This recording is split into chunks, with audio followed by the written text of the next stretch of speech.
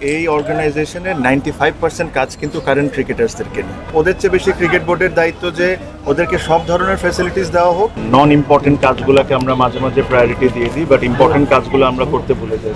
আমার কাছে মনে হয় আমি অলমোস্ট ক্রিকেট ক্যারিয়ার লাস্ট 15-16 বছরে তো এটা দেখতে পারি না, বাট আজকে আমার কাছে মনে হয় উইটনেস করে আমি নিজেও অনেক খুশি।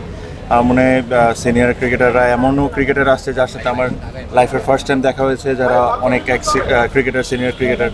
তো এটা সুন্দর কার্নিভালের মতো হলো, উইচ ইজ নাইস থিং। আমার কাছে মনে হয় এই জিনিসটা কন্টিনিউ করতে হবে।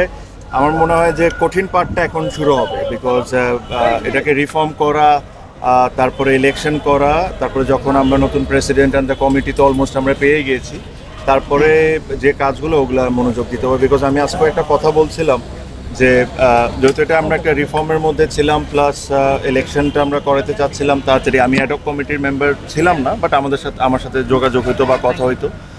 এখানে অনেক কিছু আছে যেটা নিয়ে হয়তো বা কোয়েশ্চেন্স থাকতে পারে, হয়তো বা এটা হইতে পারে যেটা এমন হইতে পারতো বা এমন হইতে পারতো, বাট আমাদের যে মেইন ইচ্ছাটা ছিল আগে ইলেকশনটা হয়ে যাক, কমিটিটা হয়ে যাক, তারপর তাদের কাছে 2 বছর সময় থাকবে, এর মধ্যে সব কিছু যেরকম সিস্টেম্যাটিকভাবে করে ফেলা যায়।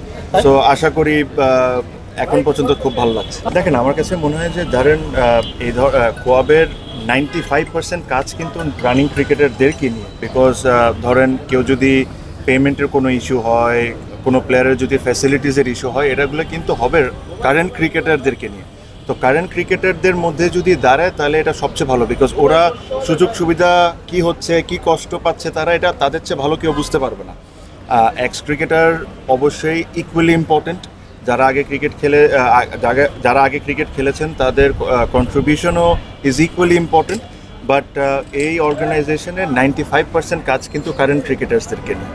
সো ওদের মাঝখান থেকে যদি প্রেসিডেন্ট হয় বা কমিটি হয়, আমি এটাকে খুবই ভালোভাবে দেখি। একটা প্রশ্ন ছিল এরকম যে তামিম ইকবাল কেন এই ক্লাবে আসলেন কিনা, এই এক্সপ্লেইনটা আপনার কাছ থেকে আসলে আমি শিওর এটা রিজন আপনারাও জানেন আমি কি কারণে আসিনি। সো ওটা আশা করি সামনে আপনারাও বুঝতে পারবেন। যারা কমিটির দায়িত্বে আসবে সবার আগে তাদের কাছে আপনি কি পরিবর্তনটা চান, কোথায় পরিবর্তন? আমার তো মনে হয় আল্লাহ ওদের যেরকম কোনো কাজই না থাকুক, যদি ক্রিকেট বোর্ড প্লেয়ারদেরকে লুক আফটার করে, তাদের টাকা পয়সা সব কিছুর দিক থেকে যদি লুক আফটার করে, তো তাদের তো কোনো কাজ করার উচিত না। বিকজ কী নিয়ে কমপ্লেন করবে? সো আমার মনে হয় যে ওদের চেয়ে বেশি ক্রিকেট বোর্ডের দায়িত্ব যে ওদেরকে সব ধরনের ফ্যাসিলিটিস দেওয়া হোক, যেটা ওদের রাইটস আর যেটার জন্য ওরা মানে যোগ্য।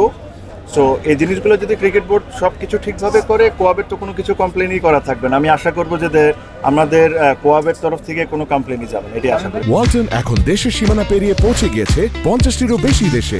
ওয়ালটন, ঘরে ঘরে বিশ্বজুড়ে। এটা অনেক কিছু বিষয় আছে, এটা নিয়ে আমি অবশ্যই আরেকদিন কথা বলবো। আমার সাথে তো কথা হয়, আমি নিজেও ক্রিকেট ছেড়েছি, খুব বেশি দিন হয় নাই।